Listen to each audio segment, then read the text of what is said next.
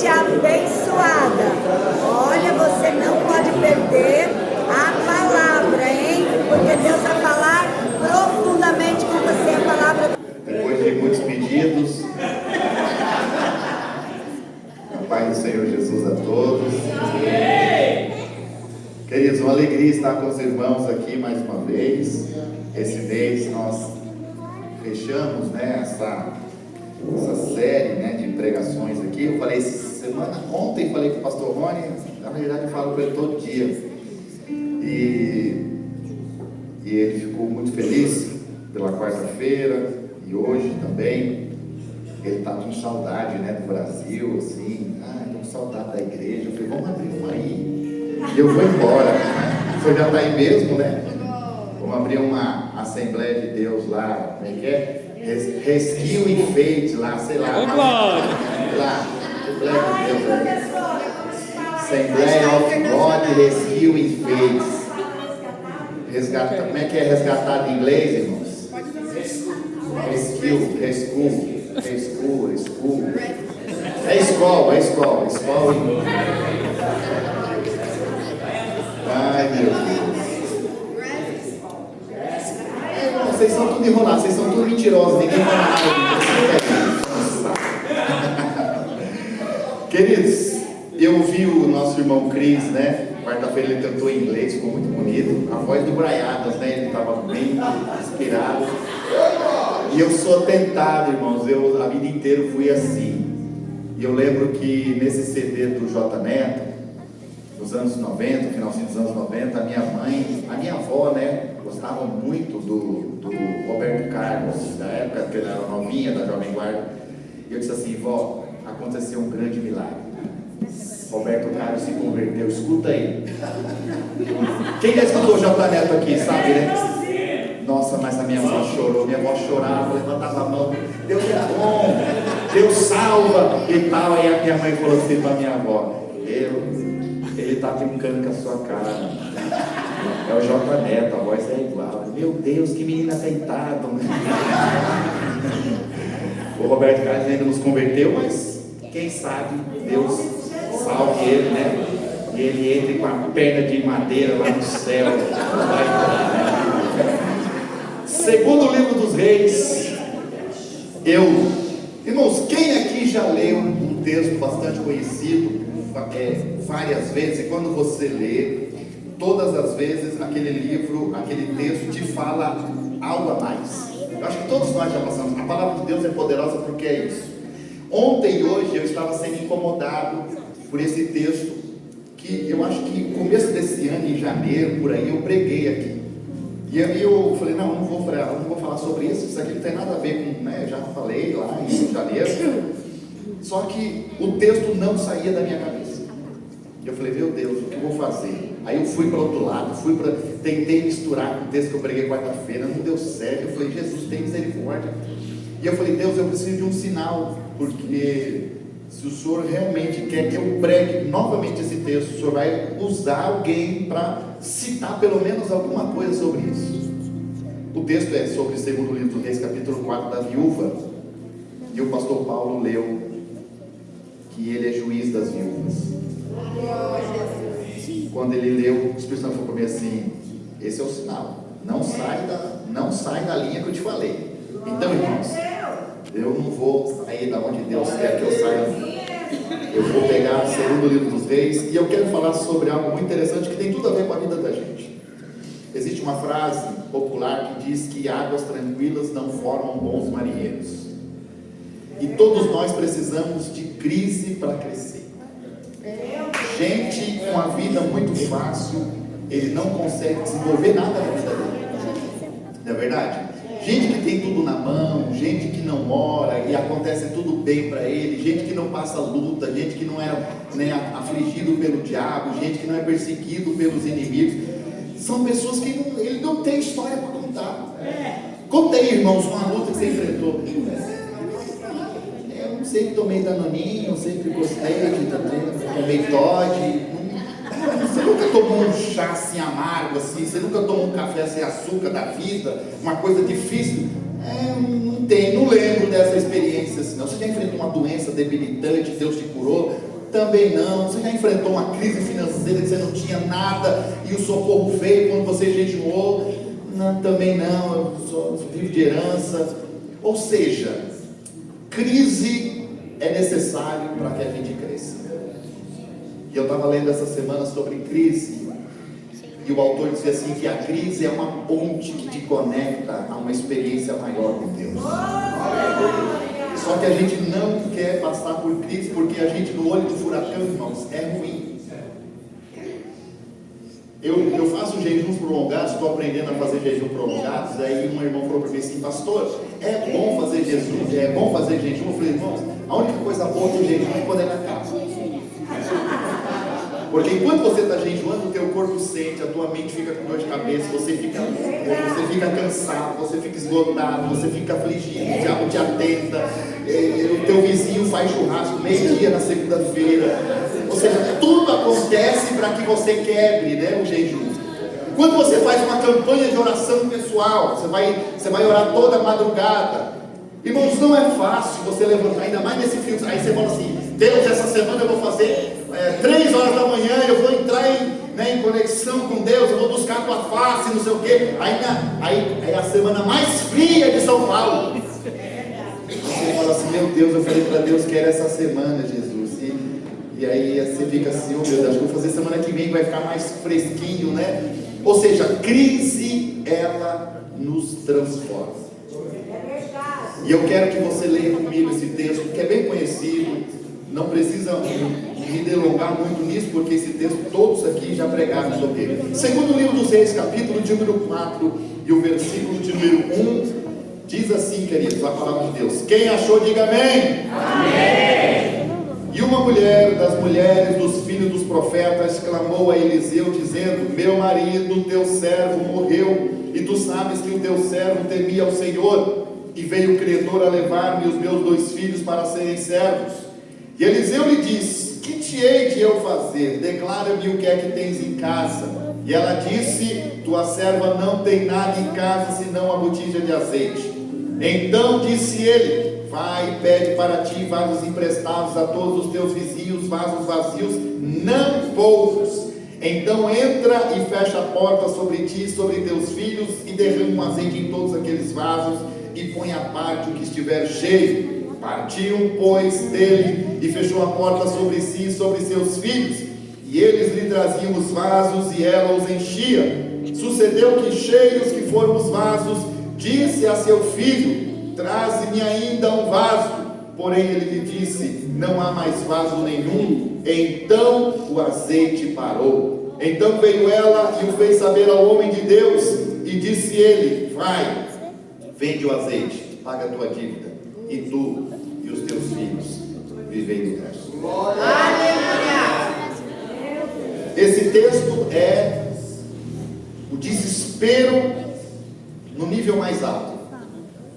Esse texto fala de 2 coisas que todos nós aqui vamos enfrentar na vida, ou podemos enfrentar, com certeza um desses a gente vai enfrentar. Primeiro, esse texto fala de alguém que perdeu um ente querido.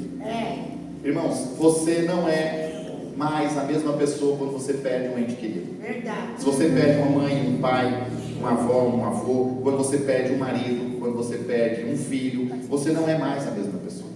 Você tem uma sensibilidade diferente. Quando alguém fala de um filho, te lembra do seu filho. Quando alguém fala de um marido que morreu, se você perdeu o marido, ou seja, a tua vida, ela tem uma outra dinâmica depois que você perde determinadas pessoas. Na verdade, irmãos, humanamente falando, estou falando humanamente, não estou falando espiritualmente, mas humanamente, a nossa vida, a longo prazo, ela vai ficando mais triste, porque as pessoas com as quais a gente convive, quando a gente é novo, elas vão saindo da sua vida.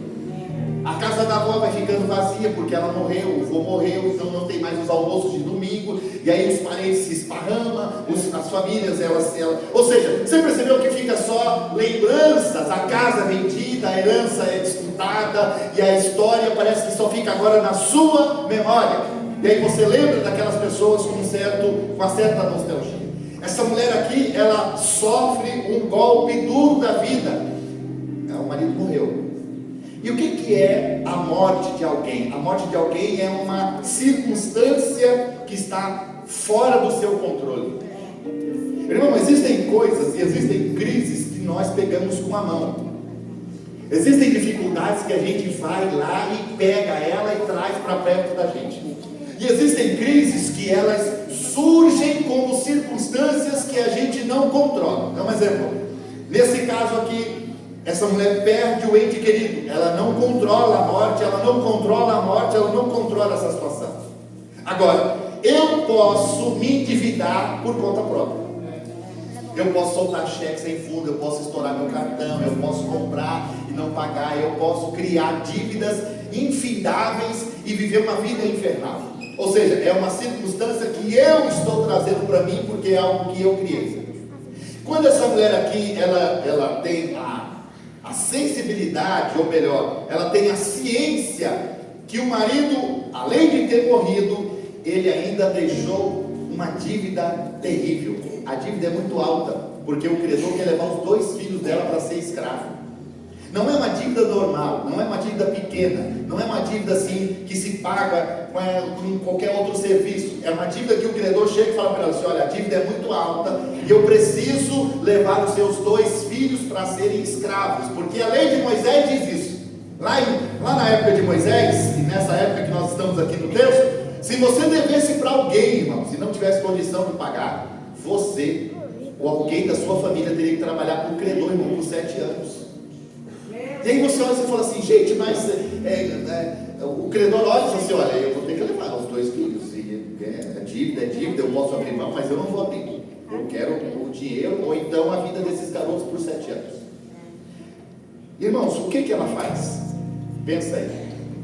Ela poderia, acho que eu disse para vocês aqui, eu não sei se foi aqui na igreja ou foi em outra igreja, que eu disse que eu estou escrevendo um livro chamado Vítima, Cúmplice ou Protagonista. Qual desses você é? Ela poderia se colocar no lugar de vítima aqui. Ela poderia se colocar no lugar de vítima e falar para o credor assim: eu não tenho nada a ver com isso. É o meu marido que fez a dívida, ele morreu, então assim, ela poderia também se colocar como vítima para os filhos, porque ela poderia falar assim: olha, vocês vão embora trabalhar como escravo por 7 anos, porque a mamãe está fazendo uma negociação com os homens aqui, porque o pai de vocês criou essa dívida. Então assim, ela poderia de alguma forma tirar também o corpo fora e se colocar como vítima dessa situação. Mas eu vejo que essa mulher, ela tem muito mais do que aparenta ter. A Bíblia, ela nos dá a entender que ela chega, eu vou criar aqui uma situação porque não está aqui escrito, mas é bem provável que ela chegue e fala para o credor assim: espera um pouco, eu vou fechar minha casa, vou deixar meus 2 filhos aqui dentro e eu vou buscar uma solução. Depois a gente conversa. Irmãos, pode parecer simples o que eu vou falar, mas por ser tão simples, eu falei quarta-feira, né? A gente está pregando sempre o óbvio para as pessoas, sempre o que está na cara. E aí a gente fala assim: por que aquilo que é tão óbvio é tão difícil de colocar em prática? A gente quer uma solução mirabolante, mas o óbvio está na nossa frente. Ela foi buscar uma solução. E aí você pode olhar e falar assim: pastor, mas tudo bem, tá, é lógico, ela tem que ir buscar uma solução. Só busca solução, irmãos, quem acredita que é possível uma mudança. Nós trabalhamos com casais lá na igreja e a gente dá muita palestra para casais. Tem muita gente que está vivendo um casamento tribuloso, mas ela não está disposta e ele não está disposto a mudar algumas coisas dentro daquela casa para que o casamento tenha oxigenação.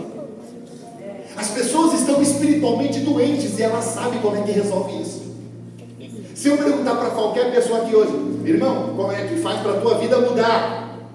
Você vai falar assim: ah, pastor, eu sei como é que a minha vida pode mudar. Como é que a minha vida pode mudar, pastor? A minha vida pode mudar quando eu me desconectar um pouco desse mundo, eu buscar mais a Deus, eu ler mais a palavra, eu ser mais participativo no reino de Deus, eu ter uma vida mais intensa com Deus. Oh, irmãos, que glória, que bênção. Aí o segredo está aí. Da onde você está começando? O que você está fazendo para que isso aconteça? Não, pastor, eu estou falando assim que eu tenho que fazer, mas é difícil fazer. Você parou para pensar que você tem todas as respostas daquilo que você precisa na tua mente, mas você não tem força física para fazer isso. E parece que você fica assim, meu Deus, por que eu não tenho essa força de arranque para ir? Por que será que alguém vai e ora e eu não consigo orar? Por que será que alguém é disciplinado para determinadas coisas e eu não sou? Por que será que aquele irmão ali, mesmo ele canta, que coisa maravilhosa, ele canta, mas eu também queria cantar, por que eu não consigo? A gente olha e vê que essa mulher, ela sai da casa dela, ou seja, 2 filhos estão aqui, a casa está fechada, e ela vai falar com quem? Ela vai falar com o profeta. E aí você entende algo muito interessante. Na crise, na dificuldade, na perturbação que você está vivendo, na loucura que você está vivendo, com quem você está se conectando? Você lembra que eu preguei aqui há muito tempo atrás sobre relacionamentos? Você precisa de amigos, você precisa de gente espiritual, você precisa de gente que conheça o céu pelo lado de dentro. A minha avó falava isso, você precisa de gente, filho, que conheça o céu pelo lado de dentro, e não é só pela placa pelo lado de fora. Eu sei como é que é, você conhece lá dentro? Você sabe como é que o céu funciona? Você sabe como é que é a moeda do reino de Deus? Essa mulher, ela vai falar com alguém chamado Eliseu. Eliseu é quem, irmão? Eliseu é um voado. Eliseu é um influencer idiota de internet. Eliseu é o quê? Eliseu é um profeta, alguém que tem conexão com algo sobrenatural. Eu quero que você entenda algo aqui essa noite. Está faltando essa conexão com alguém que olhe para você e diz assim: querido, você está indo para onde? Está fazendo o que aqui? Quantas vezes Deus disse que ia te abençoar e você achou que ia vir por intermédio de um anjo? Irmão, todas as vezes que Deus diz que vai te abençoar, a bênção vem por intermédio de uma pessoa. A gente é tão espiritual que a gente acha que um anjo vai trazer, irmão. Hoje vai trazer, ela vai estar na minha porta, vai olhar assim para mim, com a asa batendo, que nem na quarta-feira foi asa batendo, e vai entregar assim na minha mão, e eu vou receber, e eu vou rodopiar, não, irmão, quando Deus diz que vai te abençoar, preste atenção nas pessoas que estão ao seu redor. Eu disse para vocês aqui, o ano passado, 2 pessoas que mudou a minha vida. Foi o meu pastor que eu congrego hoje e o pastor Rony. Primeira vez que eu encontrei o pastor Rony, eu olhei assim e falei para Débora assim: ele é estranho. E aí a Débora falou assim: é estranho. Eu falei: ele fala, oi, gente bonita. A voz dele é fina, ele é esquisita, tudo estriônico, assim, um cara bem sem chapéu tal e tal. Mas a partir do momento que eu me conectei com essas 2 pessoas, o meu pastor, que é meu pastor até hoje, e o pastor Rony, meu ministério mudou, minha vida mudou. Eu não tinha planos, vocês lembram? Eu contei testemunho aqui, não tinha plano de. Eu tinha passaporte no cinema, não, passaporte para ir para São Caetano, eu acho que eu tinha. E ele chegou e falou para mim assim: Deus vai levar você para a América. Eu falei assim: só se for, sei lá. Vai lá e faz o visto, porque o visto vai ser aprovado. Eu falei: gente, um cara quebrado, sem dinheiro, vai conseguir visto, irmão? Agora na administração Trump, o visto está lá em casa, de 10 anos. Você precisa entender que quando Deus quer abençoar a tua vida, preste atenção às pessoas que estão ao seu redor. A gente está perdendo grandes oportunidades porque a gente está deixando pessoas proféticas se afastarem de nós. Verdade, Deus. A gente quer pessoas que são apenas materialistas, que olham apenas racionalmente a vida. O Selic foi para 15%. E agora vai apertar mesmo. Agora que não tem mais saída. E você, agora você tem financiamento. Você não vai conseguir pagar o financiamento, hein? Da sua casa, se prepara, porque o leilão vai vir. Meu irmão, a gente não precisa desse tipo de gente. A gente já tem o jornal para fazer isso.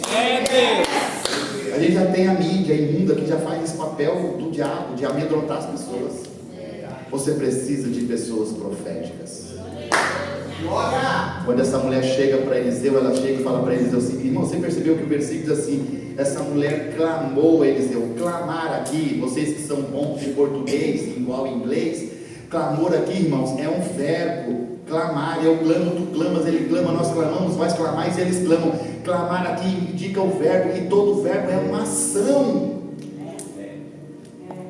Aí você olha e fala assim, mas o que isso tem a ver? Verbo, clamar, ação, não sei o que. Irmão, você só consegue vencer se você tiver ação. Não, eu estou pensando, pastor, eu lembro uma vez que eu citei, acho que não foi aqui, foi, eu cheguei, fui pregar na igreja, e aí o pastor chegou e falou para os jovens, um monte de jovem, que monte de jovens, jovaiada toda, e aí eu tenho meio restrição com o jovem, e aí o jovem lá e tal, e aí o jovem mole assim no culto e tal, e ele falou para mim assim, falou na igreja, levanta todos os jovens, aí todo mundo levanta, eu quero que vocês agora façam algo. Eu quero que vocês olhem para o horizonte, dentro de uma igreja fechada para olhar para o horizonte, olhando assim para frente. E eu quero que vocês repitam agora 10 vezes: eu sou mais do que vencedor. Aí aquele irmão, galera, né? Os jovens e tal, eu sou mais do que vencedor. Aí de novo, 10 vezes, a 10ª vez, mais forte. Todo mundo, eu sou mais do que vencedor. Senta, todo mundo sentou. Passou uma meia hora, eu comecei a pregar. Irmão, os que tinham falado 10 vezes o mais vencedor, um estava deitado no ombro do outro. Sabe aquela coisa desinteressada? O outro mascando chiclete, assim, com a boca aberta. Aí eu olhei assim, eu sou uma pessoa, né? Aí eu falei assim, vocês, é o mesmo jovens aqui que repetiram 10 vezes que são mais do que vencedor. Aí o jovem, você é você mesmo. Irmãos, o que eu quero que você entenda é que a ação chama a atenção de Deus. O Senhor fala para Josué assim: não temas. Ele vai citar várias coisas ali. Eu sou contigo. E quando você lê todo o livro de Josué, ele está dizendo assim: avance. Vocês têm a promessa de conquistar a terra prometida, mas se vocês não derem volta na cidade, se vocês não tocarem as buzinas, se vocês não gritarem, se vocês não irem para cima, não vai acontecer. Sabe o que está me incomodando, irmãos, por esses dias? Esse ano, eu estou incomodado porque nós temos tantas promessas e quantas delas vão ficar para trás por causa da gente? Faz um cálculo aí, eu anoto todas. Faz 2 anos que eu anoto todas as promessas que Deus tem feito para mim. Eu anoto no caderno. Quando alguém profetiza para mim, eu guardo a informação, escrevo no caderno o dia e a hora. Eu tenho todas elas guardadas, porque eu não quero perder nenhuma promessa que Deus fez para mim. Eu quero crer que nessa noite talvez você tenha um caderno de promessas na tua mente, de tanta coisa que Deus já te prometeu. Mas a pergunta que fica é: a sua parte está na onde? Deus não disse aqui nos Salmos que Ele é o juiz da viúva, que Ele é o pai do órfão? Amém? Tudo isso. Quando essa mulher chega e fala para ele, diz assim: olha, meu marido, teu servo, morreu. Irmão, isso aqui é um negócio assim, é de um protagonismo tão poderoso, que ela está dizendo assim: meu marido, ou seja, não existe nenhuma relação aqui de animosidade com quem já se foi. Ela não está dizendo assim: esse homem aí que morreu deixou eu cheio de dívida, Eliseu, que eu estou aqui descarregando meu ressentimento, a minha ira, olha só, meus filhos estão lá com medo dentro de casa. Não, ela vai dizer: meu marido. Ou seja, existe um tom de amor aqui, existe um tom de respeito por esse homem que foi, porque não adianta você despejar ressentimento, irmãos, em quem já não está mais aqui. Pastor, sabe por que eu sou irada? Sabe por que eu sou nervosa? Sabe por que eu jogo tudo por causa da minha mãe? Que é minha mãe. Onde é que está tua mãe, querida? Ela já morreu. Você está tentando descontar algo que não vale a pena. Já foi. E as pessoas querem justificar uma vida miserável, tentando colocar isso na conta de quem já não está mais aqui. José poderia ser um jovem problemático. José podia ser alguém, irmãos, raivoso. José poderia cair nos mesmos erros das suas famílias. Ele poderia mentir como o seu bisavô. Ele poderia ter cumplicidades como o seu avô. Ele poderia ter escolhas trabalhador como seu pai. Mas ele, depois de 13 anos, vivendo como escravo, ele casa, coloca o nome dos filhos de Efraim e Manassés. Deus me fez esquecer, eu quero romper com esse passado do Egito.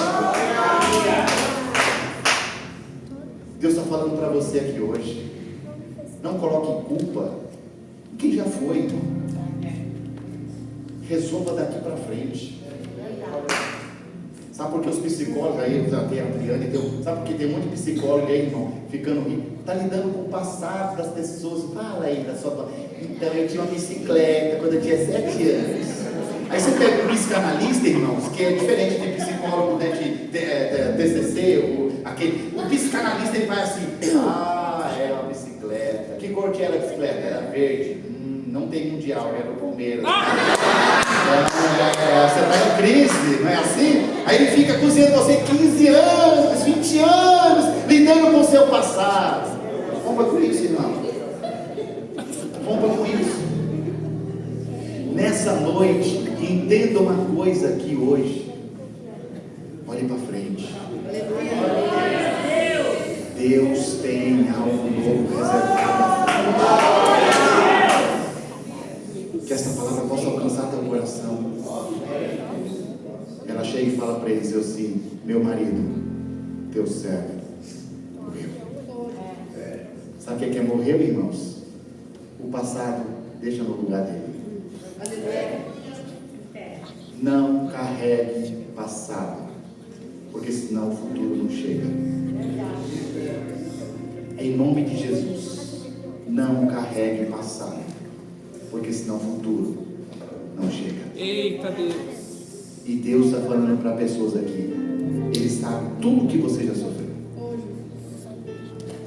Eu não sei, psicólogo não sabe, psiquiatra não sabe, mas o Espírito Santo de Deus que está aqui sabe tudo que você já sofreu. As humilhações, os erros que você cometeu, as falhas que você cometeu, as conexões erradas que você teve, tudo aquilo que te trouxe até aqui, Deus sabe de tudo. E o Espírito de Deus está dizendo para você: deixa lá no passado, porque a partir de hoje eu vou construir algo novo. Eu quero que você guarde isso. Eliseu não fala para a mulher revirar o passado dela. Então como é que é? Como é que faz? Não. Eliseu chega e fala para a mulher assim: o que eu posso fazer por você? Declara-me o que é que você tem em casa. Irmãos, se você quiser vencer na vida, se você quiser vencer dificuldades, crises e adversidades, você precisa ter consciência daquilo que você carrega. A pergunta que fica nessa noite é: o que você tem aí dentro de você? Tem uma frase muito interessante de um autor que diz assim: que quando você espreme uma laranja, sai suco de laranja e nunca suco de limão, porque você é feito exatamente daquilo que a vida te espreme. Vai sair exatamente a essência do que você é. Se a vida te espremer, vai sair o quê? E essa pergunta eu quero que você guarde para você. O que você está carregando? Você está carregando expectativa de que vai mudar, de que vai melhorar, de que Deus vai fazer? Ou você está carregando aquela expectativa de que, pastor, eu já tentei de tudo, já fiz? Porque se você desistir, o credor já está lá na porta. Ele vai levar o resto que sobrou, irmão. Porque a vida é impiedosa, ela não perdoa atrasos existenciais. Você tem uma opção aqui. Pastor, eu tenho duas: eu posso desistir e eu posso avançar. Não, se você quiser vencer, você só tem uma opção. Você só pode ir para frente, porque se você desistir agora, quando você voltar, os teus 2 filhos já não vai estar mais lá. Você já perdeu muito, você já perdeu marido, você vai perder mais. Você já perdeu muita coisa, irmãos. Olha o que o Espírito Santo está falando para você. Você já perdeu muita coisa, você quer perder mais? Não quero. Então se posicione essa noite. Aleluia. Eu queria que você fechasse os teus olhos. Eu queria queria que você fechasse os teus olhos. Eu tenho pregado diferente esses dias, eu tenho escutado a voz do Espírito Santo falar comigo de forma diferente esses dias. E eu tenho me incomodado com tudo aquilo que Deus tem falado comigo. E eu sei que tudo o que tem acontecido no nosso meio, na nossa vida, não é nem metade do que Deus ainda quer fazer. E eu quero que você agarre esta palavra. Você não está nem na metade daquilo que Deus já planejou para você. Tem muita coisa para ser conquistada. Tem muita coisa para você alcançar. E eu queria que você fechasse os teus olhos e permitisse que o Espírito Santo de Deus te abraçasse agora.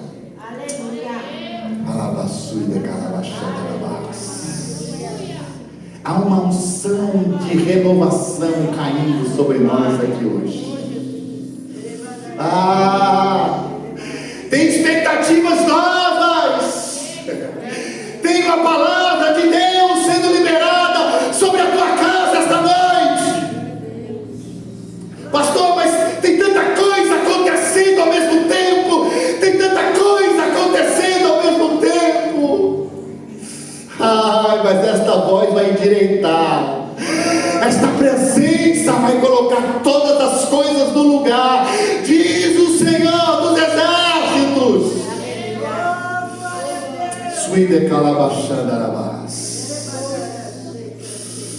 Eu quero que você sinta o refrigério do Espírito agora. Eu quero que você sinta esta graça te abraçando agora. Você não vai ficar no meio do caminho. Você não vai voltar desolado. Você não vai perder o que está na sua mão, porque o Senhor está se levantando hoje para lutar a sua causa. Espírito de Deus, que esta graça nos abrace, que esta presença nos encontre, e que o teu nome seja sempre glorificado em nós, em nome de Jesus. Quantos podem saudar a Cristo com palmas? Glória a Deus.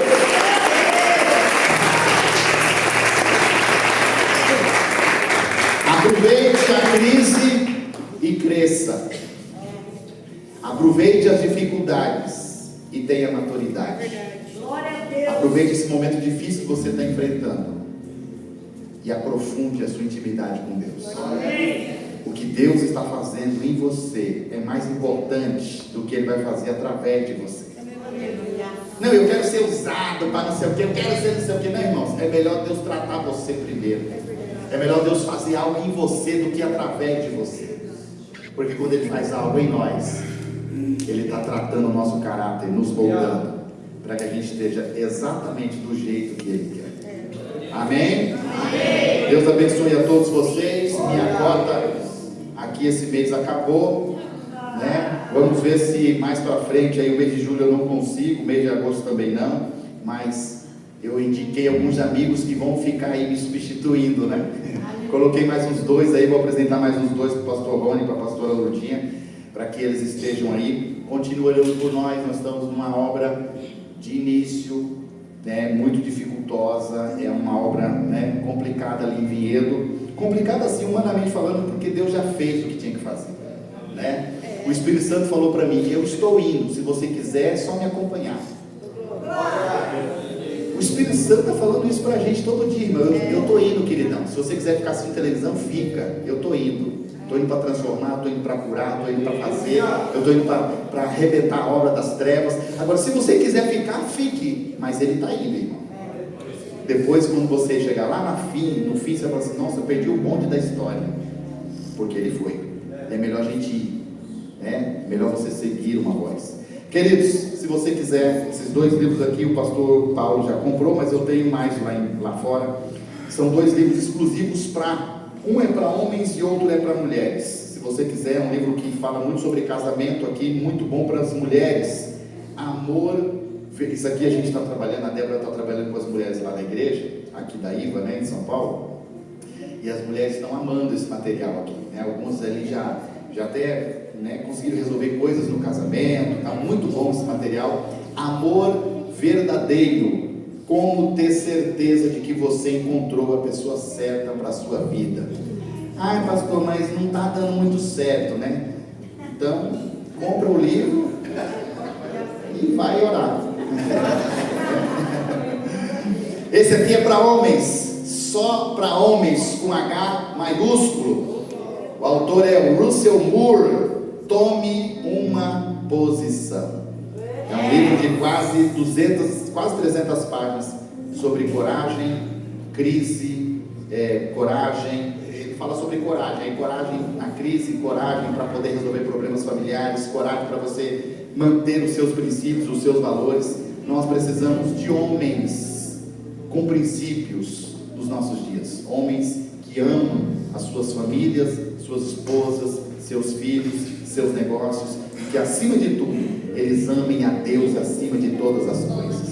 Então é um livro muito interessante. Se você quiser, você pode passar lá na porta e adquirir. Cada livro é livro grande, né? Cada livro custa R$40. Esses dois aqui já são do pastor Paulo. Deus abençoe a todos e uma salva de palmas a Jesus, o nosso Senhor.